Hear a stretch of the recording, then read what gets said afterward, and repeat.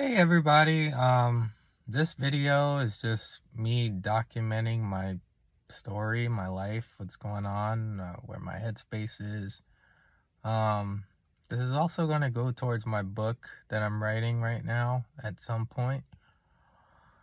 But yeah, where do I begin? But yeah, that's kind of the general format of this video. I'm just going to be documenting some of the things that have happened to me over the last 5 months.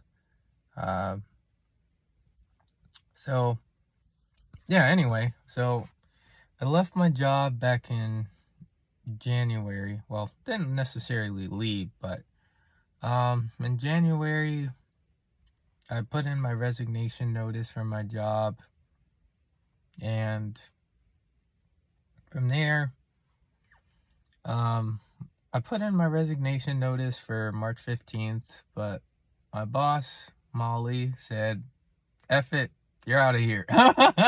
Well, she didn't say that, of course, but they let me go the same day. Um, And I was hoping I would have more time to just get something in order to move on to. It didn't work out that way. Uh, and prior to that moment, for a whole year before I even put in my notice, I was just really unhappy. I was going to work, clocking in, clocking out, not really liking, excuse me, that must have been dinner kicking up. But, you know, for over a year, just being unhappy, going to work, clocking in, clocking out, is just felt very soulless for me. I just felt like there's no purpose, no meaning to my life there. Not to mention I didn't really like the people I was spending my time with every day for 8 hours, and like I hated the idea of this notion like, oh, I can't wait till Friday comes around. Like, oh, happy Friday Eve, guys, and that whole mentality just to me, I couldn't deal with. Nothing against my coworkers by any means. Great people, good people, cordial people, but just not the environment that, you know, I feel is best suited for someone who wants to become a millionaire in a relatively quick amount of time, right? But nonetheless, prior to me putting in my notice, my boss, um, Molly, pulled me aside to chat with me. Basically, she just confronted me on like, hey, why is your performance lacking? Why are you, disrespecting your supervisor and not really following orders? And I mean, I straight up lied to her. But, because why would I tell somebody something if I don't really trust them, you know? Um, the real reason I was slacking was because I was just, like I mentioned earlier, just feeling like just going through the motions, feeling like there's no purpose to what I'm doing. And like the excitement that I had when I first started compared to that last year was just gone. Like there was no excitement to help the callers. There's no excitement in what I was doing. It was just very mundane. And I don't think my nature would allow me to deal with something like that for very long. And then beyond that, uh, you know, probably not even very long after that conversation with her, I put in my notice, maybe a week or two afterwards. I don't remember the exact timing of it all because I could care less, but that kind of happened, and I mean, I take ownership for the fact that my performance was slacking, but they'll be fine with or without me. I don't care. Um, then after that, I went through this phase where in January, my brain naturally started thinking like, okay, I have no income now, so what am I gonna do to bring in some money? So I ended up doing my taxes. I ended up looking into ideas for other jobs I could get, and I even ended up just really and I ended up hanging out with my friend Andrew. There's two Andrews, and then M. And they had this house that's like 15 minutes from my house. They call it the Creator House. And so, the whole intention behind it was that it'd be a place where entrepreneurs can show up and, spend their time, um, just basically building your business and, realizing your dream as an entrepreneur. And what it really came down to was like me and my twin Andrew, and then we were the only ones really doing any work, and then the other two would just smoke weed all day for the most part. That's what it was. But I did enjoy my time there because it kind of did force my mind to just start getting creative. I had thought about and started learning about like options trading, swing trading, and I determined I didn't want to do it because it didn't feel right. Like it felt like a job. It felt like very volatile, like a lot of things I can't really control. And I didn't really feel comfortable like putting money towards that long term. So, but either way, I did that for a short stint, just learning about it. And eventually, I even tried talking to Andrew to try and get me to get a job with him, but that didn't work out. Just it didn't make sense for Andrew, and I felt like I was pretty desperate when I was talking to him most of the time, which I didn't think really benefited him. But I acknowledge it. I was just glad I did it, but I had a good time there.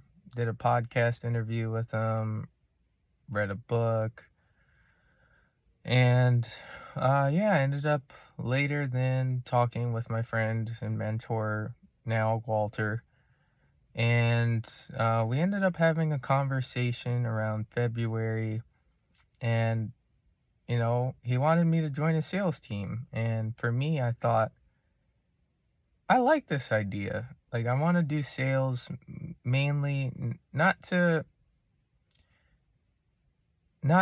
just go make great money. That wasn't the thing. It was mainly I felt like the skill of sales is really underrated, and it's like the most important skill in the world. Like it's what gets you a girlfriend. It's what gets you, a high income and the ability to just do whatever you please in this life, to be honest. Because if you can sell, you can do anything. But so yeah, I ended up getting a sales job with Walter. Because I was just telling him like I felt like kind of lost, like my life was just kind of empty, and I end up joining his sales team, and for the last 3 months, it's been amazing to see how I've changed. Like literally, Walter just made my mind expand quite a bit. So, Walter, since I joined the sales team, he told me, the best way I'm going to teach you sales is you're going to come to the gym with me. And I go to the gym at 6 a.m. And so, me being the guy that I am, I like a challenge. But at the same time, I was just like, I don't understand what he's talking about, but I trust him. So I'm gonna do what he says. Um, And so, yeah, I ended up going to the gym with him, and I've been going to the gym with Walter every other morning at 6 a.m. without fail. And yeah, I've just been so blessed to spend my time with him. Like, not only am I working out with him, learning about my body, nutrition, exercise, I've literally like put over 20 pounds of muscle in the last like 2, 3 months of working out with them. And it and not only did we just talk about like, nutrition, but I just learned about business through him, sales. And funny enough, he's gotten a lot of great ideas after talking to me.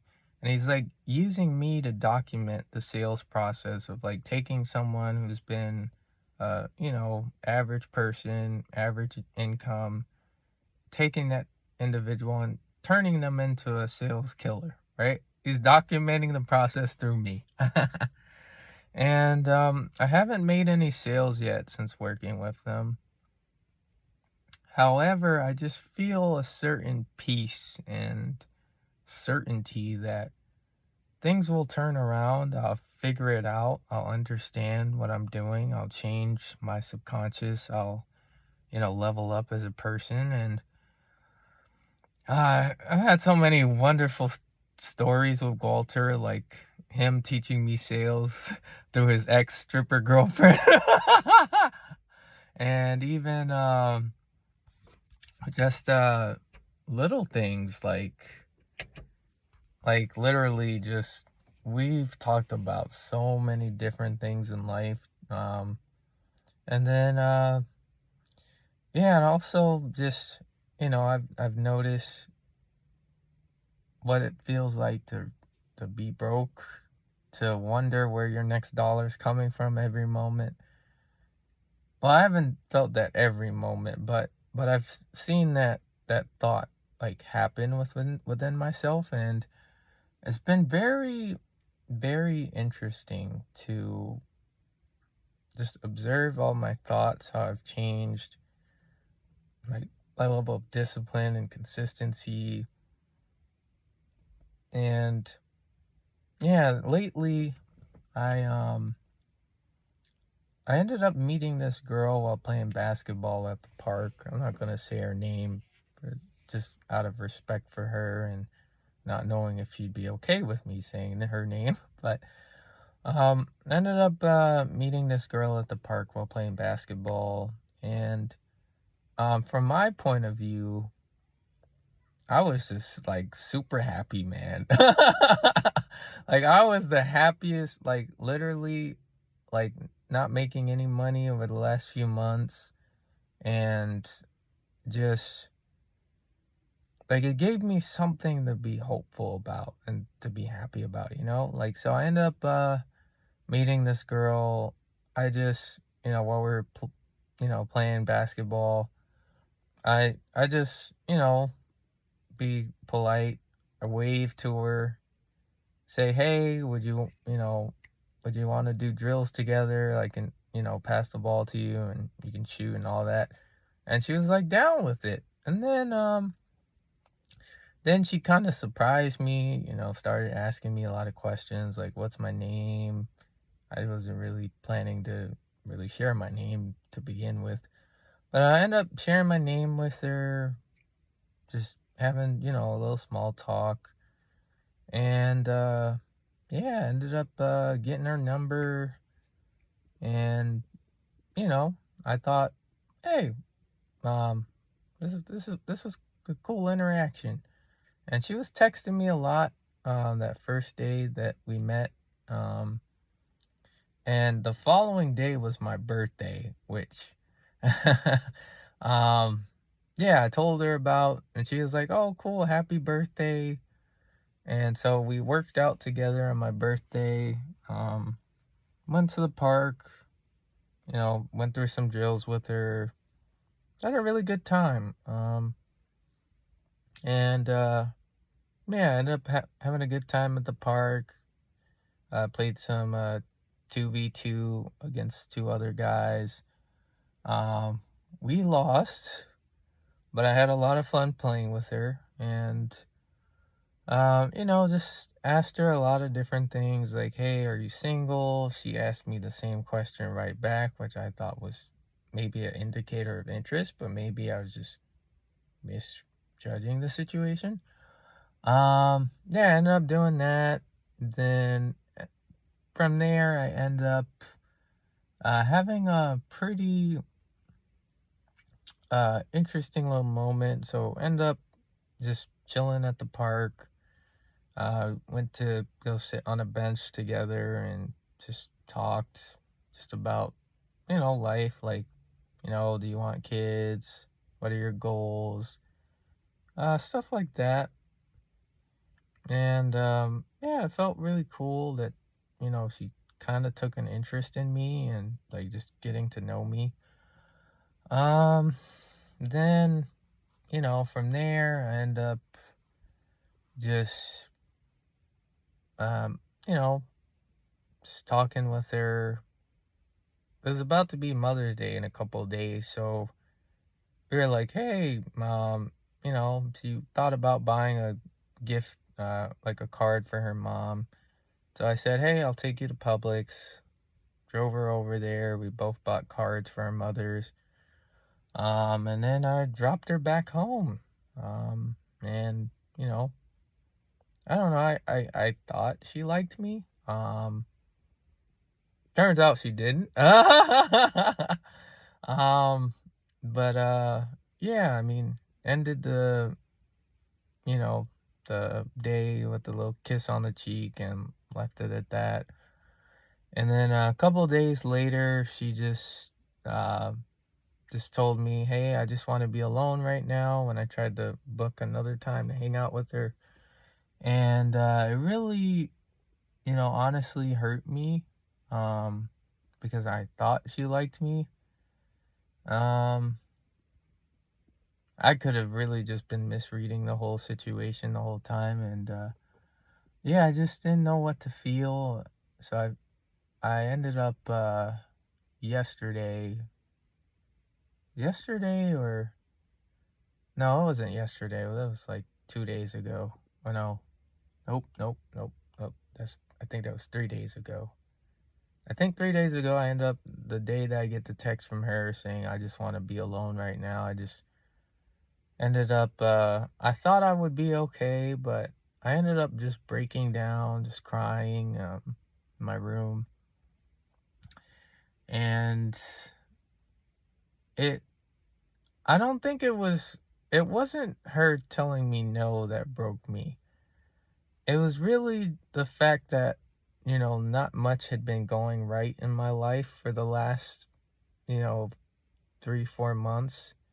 On top of that, I think broke me. And I was just in a lot of pain, a lot of tears.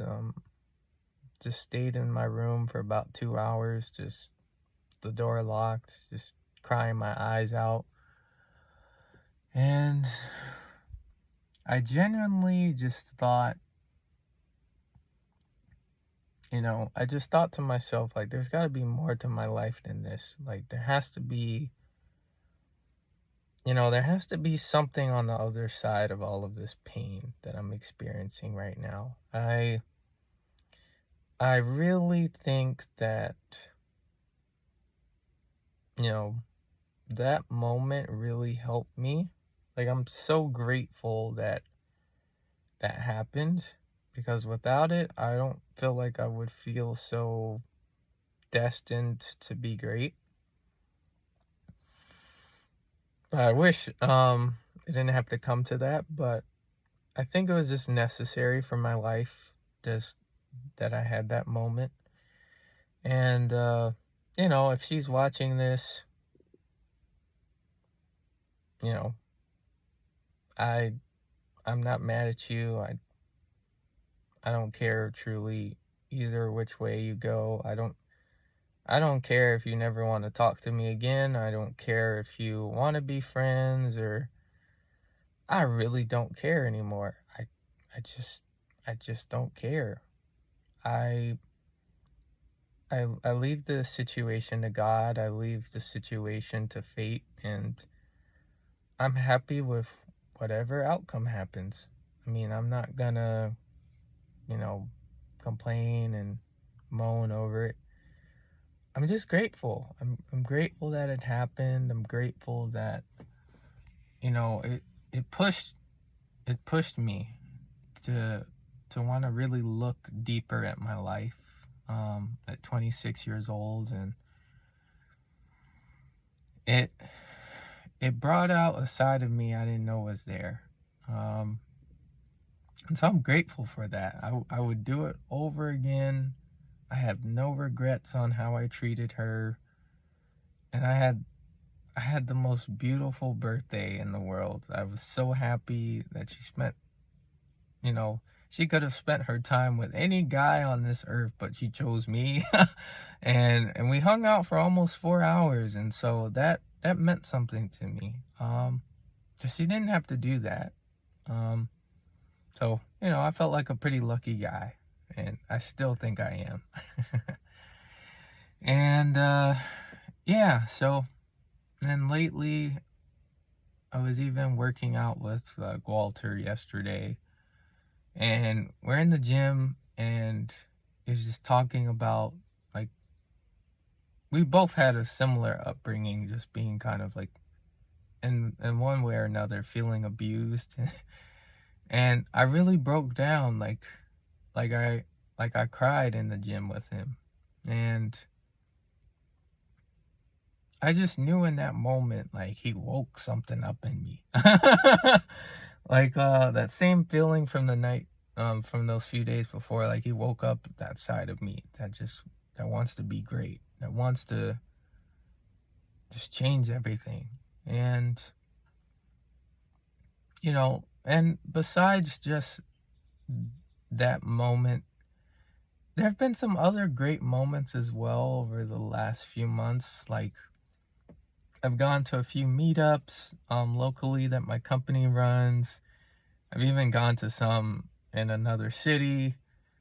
Um, Man, I've gone to Gainesville, gone to a few events across Tampa, and I even ended up hanging out with my friend Denise and her husband out in Lakeland, and well, along with her kids. And that was just one of the most fun moments I ever had. Like, just, because I want to be a father one day, and just being with them to see how they interact as a couple. Like, they never spoke badly of each other in front of me, like, ever. Like, they always talk so kindly, of each other as like husband and wife.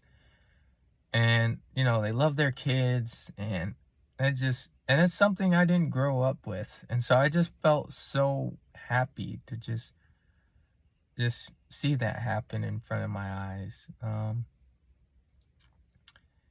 And even some other people like Megan Appleby, Gary Aker. Hung out with Gary at his house even recently, on my birthday. And it was just so nice to see, like a true family, like something I never had. Like, just everyone's, not to say you don't have your moments, but just overall, it's just a happy, peaceful environment. And that to me is just, I can't wait to replicate that kind of success in, my family life, in the future, in my future relationship. And yeah, and I told Walter I want to be a millionaire by October 1st. And it is honestly, who I am right now is not gonna get the goal done.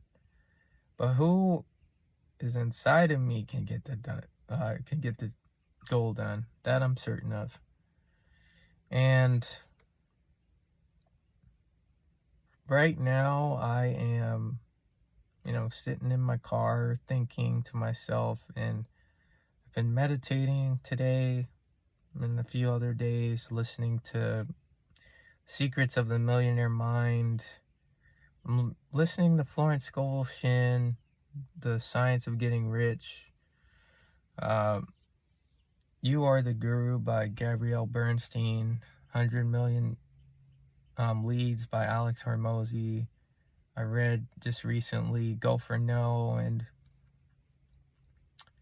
I don't know if these books that Walter has told me to read will help at all, but I do know that, this life right now, as bad as it is financially for me, I know life will get better. I know with certainty life will get better. And I know I'm gonna get a girlfriend at some point. Like, women love me. Like, I know I'm gonna get a girlfriend at some point. I know I know that I'm gonna have an amazing relationship. Like, 'cause I know I'm a great guy. I'm not a bad person. And, I even had a moment with God this week where I just heard him speak to me, and some of the things he mentioned to me were just simply like, "You are I am greater than any problem that you have, and just keep going. You're gonna make it. It's okay to cry. You'll be just fine. Like, I made you to do this impossible task. I gave you these dreams that you have to give you hope and to remind you of who you already are." And yeah, so I'm gonna, after this video, I'm gonna hop off and go continue writing my fifth book. I'm not gonna tell you guys what the title is because, yeah, that doesn't make sense. But yeah, I'm just and also too, next week I'm gonna be going to Offer Mastery Live by Myron Golden, and I just know I'm gonna do well. I just know I'm gonna have a life-changing moment at that event. I can feel it. But yeah, yeah, I think that's all I really want to talk about today. Yeah, I've had a lot of days where I just sat and did not much of anything sales wise, and I've had some up and down days with sales, like in terms of my activity, but that can't last forever. And I know that sales it's the hardest, but yet the highest paid position in the world. And I know with certainty that what I'm going through right now is gonna give me such a life that people will dream about having. You know, like becoming a millionaire it's mental, it's emotional, and you know, I think documenting the process right now is gonna be fun. Um, because I know like the reason I work for Alchemist Nation is because I want to build millionaires with Galter. Like Galter has built 30 millionaires in the last 5 years. And I know he can build me into one. And I know that greatness is inside of me, greatness is inside of you. And sometimes we just gotta go through some stuff just to remind ourselves this too shall pass.